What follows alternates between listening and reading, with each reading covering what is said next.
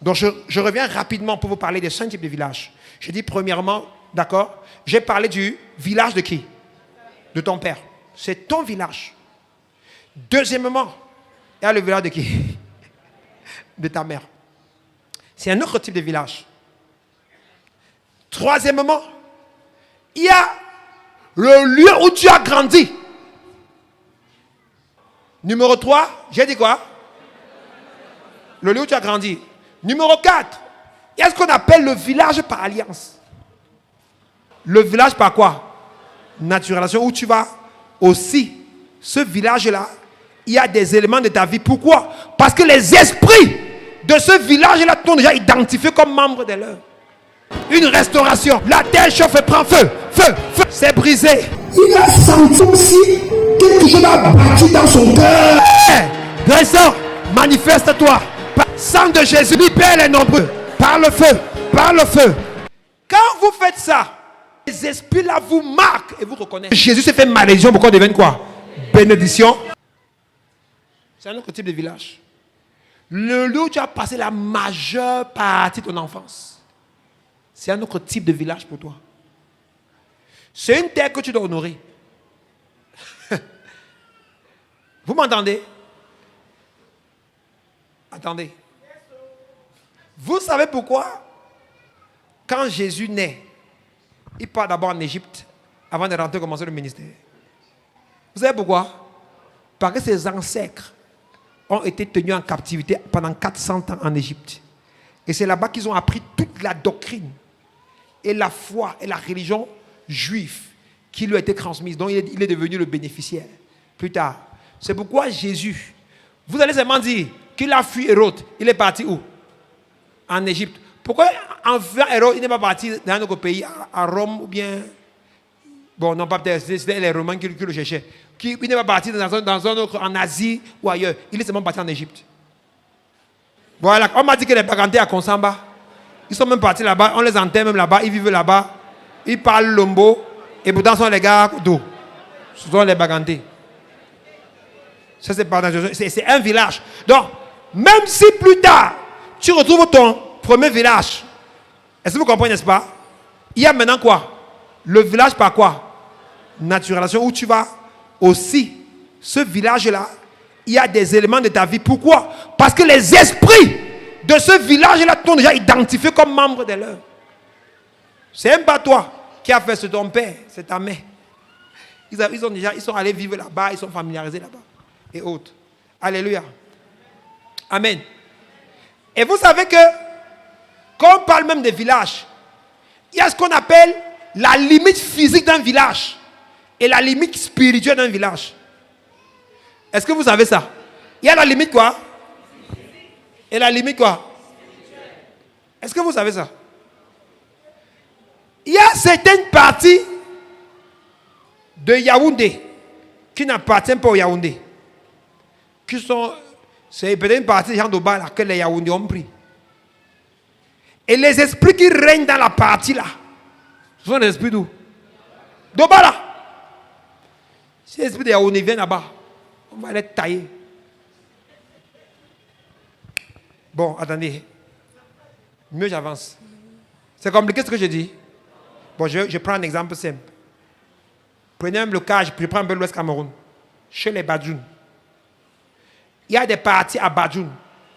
Même des lieux sacrés à Badjoun. Où aucun prêtre Badjoun et même le chef de village Badjoun ne peut pas entrer là-bas. Ce sont les territoires qu'ils ont conquis par la guerre. Et ils ont repoussé les populations par la force. Ils ont gagné la bataille physique. Mais spirituellement, le lieu sacré qui est resté là-bas est resté comme qui? Pour les premiers occupants. Quand les Badjoun passent là-bas, les esprits là font comment? Ils les foudroient. Et c'est pourquoi régulièrement, quand c'est chaud là-bas, on dit tu vas aller faire un sacrifice là-bas. Mais pour que ça fasse le sacrifice, pas au village Bawan. Chercher quelqu'un pour qu'il vienne là-bas faire quoi? Le sacrifice. Pour que le quartier dorme. Parce que souvent quand le sacrifice se fâche, maintenant il y a seulement les bruits dans vos plafonds. Les choses dans vos villes et ainsi de suite. Alléluia. Vous avez compris ce que j'ai dit? Bon, dans le combat spirituel, c'est bon d'identifier toutes ces choses afin de savoir à quel esprit t'agresser et comment mener le combat avec succès. Vous savez, le problème de la prière de délivrance, c'est que régulièrement on frappe sans connaître. Or, Paul dit, je frappe, ou bien je cours, pas comme battant de l'aile. Pourquoi? Pour dire, je fais des choses avec quoi? Avec précision. Vous allez voir que dans Acte 16, Paul marche avec une fille qui le suit et qui est possédée par un démon de serpent. On va traiter leur cas ce soir. Mince. God, je sens une petite tension ce soir-là. Amen. Je vais commencer à parler, après je vais couper, on va seulement prier. Écoutez bien. La femme suit Paul pendant 1 jour, 2 jours, 3 jours. Acte 16 à partir du verset 16. Vous pouvez le lire à la maison. Elle suit Paul. La Bible dit que Paul ne dit rien. Elle marche, elle dit, oh, ces hommes sont les serviteurs du Dieu vivant. Suivez-les. Elle crie. Paul sait que c'est un démon qui parle. Mais Paul ne délivre pas la fille. Vous savez pourquoi? Parce qu'il ne connaît pas quel démon. Il ne connaît pas son origine. Il ne connaît pas d'où il vient. Il ne connaît rien. Et elle a suivi Paul pendant 1 semaine, 2 semaines. Et un jour, l'esprit révèle à Paul et dit, cette femme est possédée par un esprit de python, dont le serpent, des magnes. Il y a tout ça dans l'enseignement ici. Et il se tourne.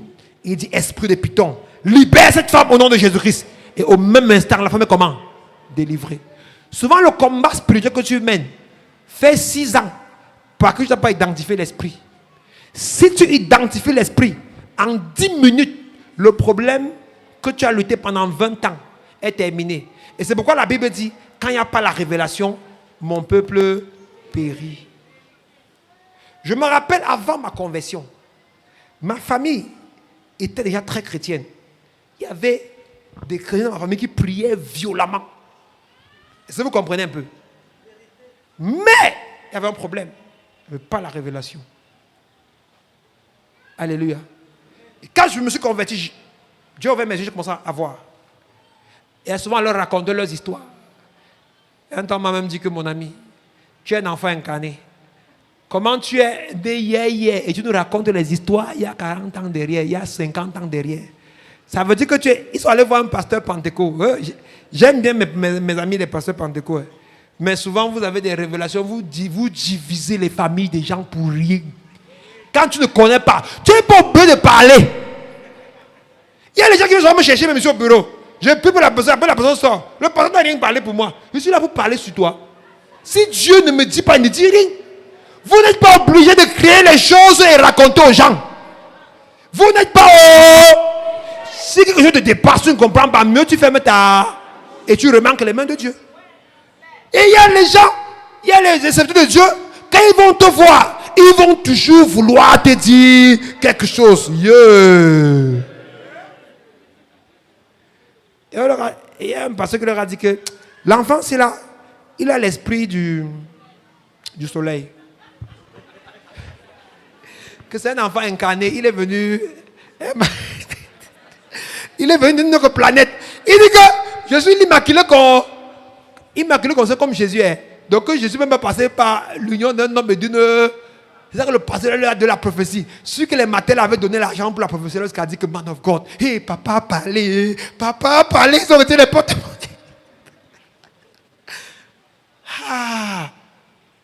Ils m'ont seulement dit que l'enfant, c'est là. Tu es, heureusement, que j'étais encadré par des bonnes mains. Le pasteur Marie-Victor Chouzan et Daddy Emmanuel Balassou, n'est-ce pas, qui étaient tous à la part de l'ONCAP. Et ils m'ont dit, mais tiens, comment Dieu donne une grâce à une famille, ils ne voient pas. N'est-ce pas? C'est la prophétie, c'est la révélation, puisque Dieu m'avait utilisé pour annoncer cette révélation qui était trop cachée, trop bénissante. Et ces choses sont accomplies. Et voilà comment j'ai eu à traverser ces moments très difficiles et autres. Mais qu'est-ce qui s'est passé? C'est qu'il y avait les révélations précises sur la famille. Vous avez tel problème à tel endroit, tel problème, tel problème, tel problème. Et maintenant, quand la famille a commencé à appliquer ça, et on a commencé à prendre des programmes de prière ensemble, on priait, on jeûnait, on priait, on jeûnait. Les problèmes de la famille ont commencé à faire comment? À se décanter, décanter, décanter. Et aujourd'hui, on n'est pas encore arrivé, mais on est beaucoup mieux qu'hier. La clé, c'est quoi? C'est quoi? Donc, c'est un problème, les morts subites, les morts prématurées, les morts générationnelles qu'il y a dans votre famille, les échecs de foyer, les échecs dans le travail et autres. C'est causé par ces choses-là. Ces esprits de vos villages. Je me rappelle, je vais tout parler des... Bon, je prie vraiment, je bénis les hommes d'église qui y a parmi vous et je prie que Dieu vous donne beaucoup de sagesse dans les prophéties. Je me rappelle, j'ai l'un de mes beaux qui est venu de Douala. Et ils sont allés voir où c'était une prophétesse ou un prophète. Ils nous ont expliqué de A à Z que la femme qu'il épousait là, elle est l'origine de tous ces problèmes. Ils ont démontré que la femme là, elle est comme ça, c'est à cause d'elle que tu as fait ceci, tu as chuté, tu as fait comme ça et autres, et on t'a licencié au travail. Ils sont venus chez moi passer un jour, 2 à 3 jours parce qu'ils avaient des problèmes chez eux. Et pendant ce moment, je leur ai dit, on va un peu prier. Les gars, priez avec moi, c'est pas pour prier parce que bon, nous les protestants, d'abord là, c'est quand il y a une visite, il y a les églises de réveil parfois, ils nous voient seulement comme les... Et quand on prie, Dieu révèle. J'ai dit au gars, cette dame n'est rien dans ton problème. Ton problème vient de la maison de ton père. Et c'est un problème lié à votre concession. Non, pasteur, comment tu peux accuser ma famille, surtout les hommes? On accuse quoi? Vos familles, hein? Et même les hommes aussi, même les femmes aussi. Est-ce des femmes, quand tu donnes une révélation, elle dit que tu l'as accusé? Au lieu de saisir la révélation et de dire, mais qui? Merci à Dieu, elle dit quoi? Et pareil pour l'homme. Mais je vous rappelle une chose. Ils ont discuté, ok, j'ai dit, ok, pas de problème. Et ses parents sont venus. On a causé, je leur ai dit aux parents, les problèmes, s'ils viennent de votre concession. On s'est mis à discuter. Et le père, quand le père avait l'âge de ce beau, il travaillait dans une banque du pays. Je crois que c'était la Biao. Et il a été licencié. Sa grande soeur travaillait dans une autre banque au Cameroun. Et quand elle a atteint le même âge que son père, elle était licenciée. Et lui, il a été licencié au même âge. Je prends un exemple. Quand son père avait 37 ans, on a fait comment? On l'a licencié de la banque. Sa grande soeur est dans la banque. Quand elle avait quel âge? On a fait comment? On l'a licencié là-bas. Et lui aussi, il travaille dans la banque. Plus une assurance, mais filiale d'une banque. Et qu'il avait quel âge? 47 ans, on a fait comment? Je vous pose la question, même quand tu es bête, tu vas encore accuser la femme. Est-ce que vous comprenez? Donc, vos batailles durent souvent parce que vous identifiez le mauvais problème, bien la mauvaise source. Et vous attaquez la source qui n'est pas. Au lieu de faire comment? D'attaquer la source avec précision. Amen. Et quand je leur ai dit ça, ils ont été déçus. Ils n'ont pas suivi ce que j'ai dit qu'ils suivent. Alléluia. Et je ne crois pas que jusqu'à aujourd'hui, le problème a changé. Parce que jusqu'à aujourd'hui, il est toujours au chômage. Vous savez pourquoi? Parce que vous n'aimez pas comme vous dites quoi? Et vous n'aimez pas. Et mon peuple périt faute de quoi? Un programme d'enseignement comme ceci. Depuis que j'arrête de vous enseigner, c'est ce qu'on appelle les révélations, les prophéties que je vous donne. Sur vos villages, vos concessions. Plus vous allez comprendre ces choses-là, mieux vous allez les appliquer dans vos concessions et les choses vont faire comment? Les choses vont changer. Ça va forcément... Il n'y a pas d'après-près. Ça va faire comment? Ça va obligatoirement changer. Amen. Ok. Donc, c'était les différents types de villages là-bas. Bon. Je pense que j'ai terminé avec les différents types de villages. Bon. Maintenant, il y a un dernier type de village. qui est aussi, la naturalisation c'est en deux parties. Il y a les gens qu'on a chassés de leur village. Et ils sont partis dans notre village. Les parents sont allés s'installer dans notre village. Vous êtes là-bas. Mais parfois, si vous vous informez sur votre histoire, on va dire que peut-être ton arrière-grand-père avait tué quelqu'un. Ou bien fait la sorcellerie au village et on l'a chassé. Et il y a les villages qui sont réputés d'accueillir les personnes. À l'époque, il y avait des villages comme ça. Vous les connaissez, non? Voilà, je ne vais pas vous dire. Donc, si vous êtes dans ces villages-là, vous devez chercher. Si c'est à votre village, pour voir si ta présence dans ce village-là, c'est quoi? C'est une présence comment? Tu es là-bas de façon... ouais, le français me dépasse. Si c'est vraiment ton village d'origine, ou si c'est un village qui t'a adopté. Et il y a ça. Donc vous devez distinguer ces 5 types de villages.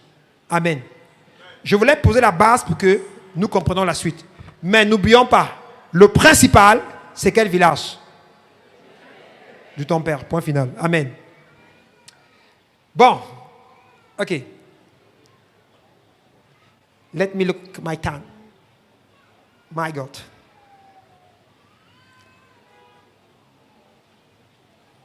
Ok. Bon. Je vais vous parler de quelque chose ce soir. C'est vrai que je suis un peu allé en besogne. Mais je vais revenir. Tout le monde, levez-vous un peu. Levez-vous un peu. Voilà, levez-vous un peu, levez-vous.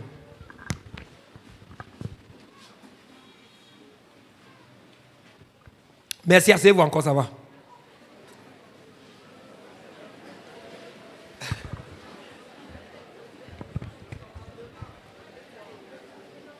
On appelle ça pause déjeuner ou pause café.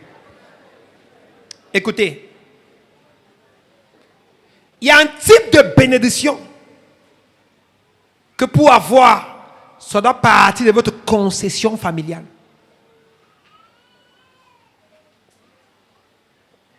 Je vous ai pris le cas de Jésus hier, qui va au désert. Quand il sort du désert, il va d'abord dans leur canton, dans sa région. Alléluia. En Galilée. Et par la suite, il s'installe à Capernaum. Et il fait un tour à Nazareth. Avant d'aller faire le tour. C'est là-bas qu'il allait commencer. Il y a un type de grâce que pour recevoir, ça part de votre constitution familiale. Je vais prendre un exemple simple. Mettons 1 Samuel 16, verset 13. 1 Samuel 16, verset 13. David doit devenir roi. Pour devenir roi, on doit l'oindre. Qu'est-ce que Dieu fait? Dieu envoie le prophète Samuel. Où? Dans la concession familiale de qui? De David. 1 Samuel 16. Et là, lisons, on y va. 1, 2, 3, on y va.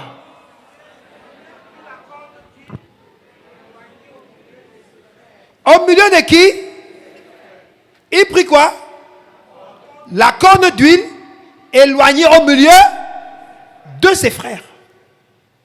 Voilà la première. Voilà, David est d'abord roi au milieu de Jessé, d'Isaïe, pardon, et de ses 7 fils.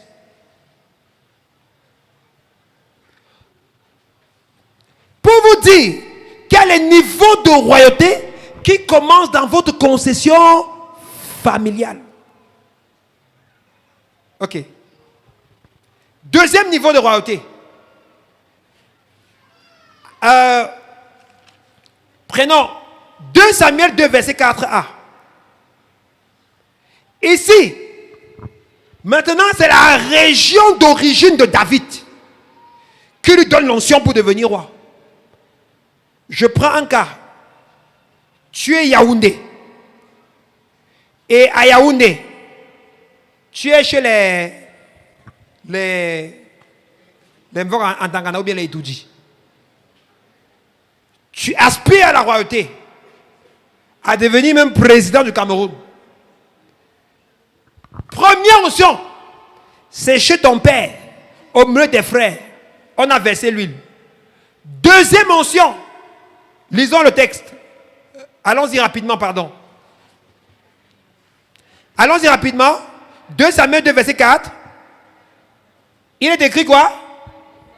Les hommes de Juda vinrent et ils joignirent David pour roi sur la maison de qui? Vous voyez, première onction, on David roi sur la maison de qui? De son père. Dans la construction familiale. Personne ne connaît. Le prophète se cache. Il dit au roi, oh, je suis allé faire un sacrifice là-bas. Oh. Je ne partais pas en cachette. Il part au milieu de ses frères. Et il lui donne l'onction royale. C'est pourquoi vous devez apprendre à faire dans vos familles ce qu'on appelle les réunions familiales. Et à la fin des réunions familiales, bénir la famille. Parce que de la bénédiction que vous donnez là-bas, la prospérité suit. Mais pourquoi quand vous partez dans vos réunions familiales, vous rentrez avec plus de problèmes? C'est ce que je vais vous expliquer par la suite. C'est que vous partez maintenant là-bas. Au lieu de bénir simplement et partir, vous partez maintenant, vous disputez, et vous partez voir les esprits et autres. Or, les esprits ont leur mandat dans les familles. C'est un esprit, c'est que, vous savez, vous qui adorez les esprits de vos villages, n'oubliez jamais une chose. Ces esprits savent que si vous réussissez, vous allez fuir le village.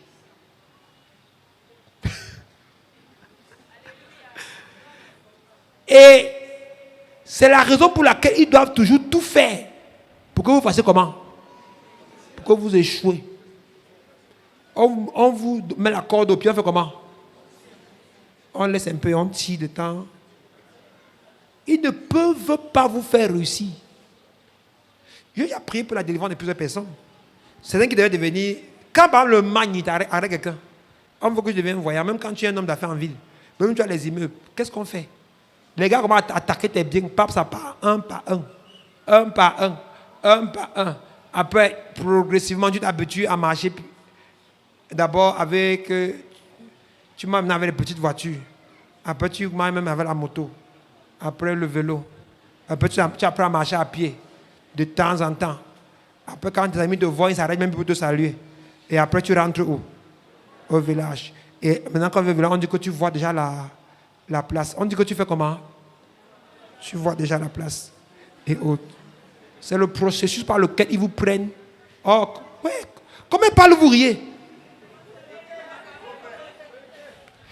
Je vous dis que les gens qui vont devenir les magnes, tout ça là, c'est comme ça que ça se passe. Ils vous attaquent. Même quand vous êtes en Europe. J'ai appris pour plusieurs enfants de l'Europe que l'histoire les a attaqués en Europe. Les enfants, on se demande dit qu'ils rentrent, ils partent au village. Ça a pris leur tête. Ils rentrent. J'avais délivré un en France comme ça là, mon ami. Les démons là m'ont suivi au Cameroun. Oui, le Seigneur m'avait utilisé vraiment pour prier pour eux en France. Quand le démon est parti, le démon là c'était vraiment fâché. Alléluia. Le gars restait seulement, le gars voulait faire comment? Le gars voulait rentrer. Mais c'est ton frère, non? Lève-toi. C'est ton frère, non? Mais aujourd'hui où je vous parle, non seulement il a été délivré, il est converti à Jésus. Il est quitté derrière ces choses-là. Au bout tout récemment qu'il est venu au Cameroun, c'est moi qui lui ai encore expliqué. Mais papa, je ne peux pas trouver que non, va au village. Je lui ai expliqué comment un successeur peut partir au village. Et comment tu peux faire en restant. Donc comment tu peux rester authentiquement créé et aller au village. On lui a proposé, allons-y là, ceci. Il a refusé toutes ces choses-là. Mais qu'est-ce qui s'est passé? Quand le gars avait voulu le faire venir, le gars il lui avait piqué une crise. J'ai prié pour sa délivrance. Pour couper les esprits ancestraux. Quand tu parles avec lui seulement, il disait que les ancêtres l'appellent, les ancêtres disent que... Quel ancêtre? C'est le mensonge. Ce ne sont pas les ancêtres. Donc vous accouchez vos enfants pour les gâter après. Hein? D'accord? Alléluia. C'est de pouvoir donner un peu de sagesse à ceux qui aiment toujours dire que nous on va chercher nos ancêtres. La plupart des gens que vous voyez, même les riches, qui font ça, qui sont bien crampés dedans, ils mélangent. Ils sont dans le truc du village et ils sont dans quoi? Dans les sectes ésotériques. Et ils mélangent les deux. Et ils viennent vous tromper. Oh, moi, et pas seulement. Parce que, je vous ai expliqué hier les principes des dieux. Notre Dieu demande de le servir lui seul, de passer à l'idolâtrie et autres. Mais leur Dieu les autorise à avoir 4 femmes, 5 femmes, à mentir. Leur Dieu les autorise à voler. Leur Dieu les autorise à faire comment?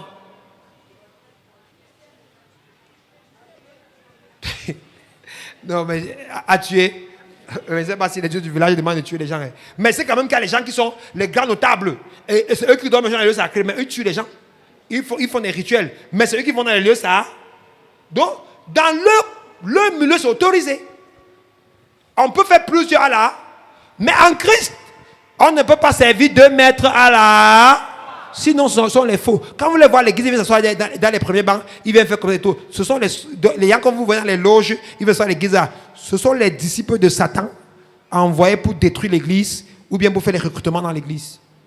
Eux-mêmes, ils savent qu'ils ne sont pas quoi? Chrétiens. Eux-mêmes, ils savent qu'ils sont disciples de leur maître. Amen. Ok. Donc, bon, 3e onction de David. David est un roi d'Israël. 2 Samuel 5, versets 1 à 7. Bon, regardez. Regardez comment David part pour devenir roi. Le prophète Samuel vient le ouandre parmi ses frères. Il déclare: je t'établis comme roi dans ce pays. Amen.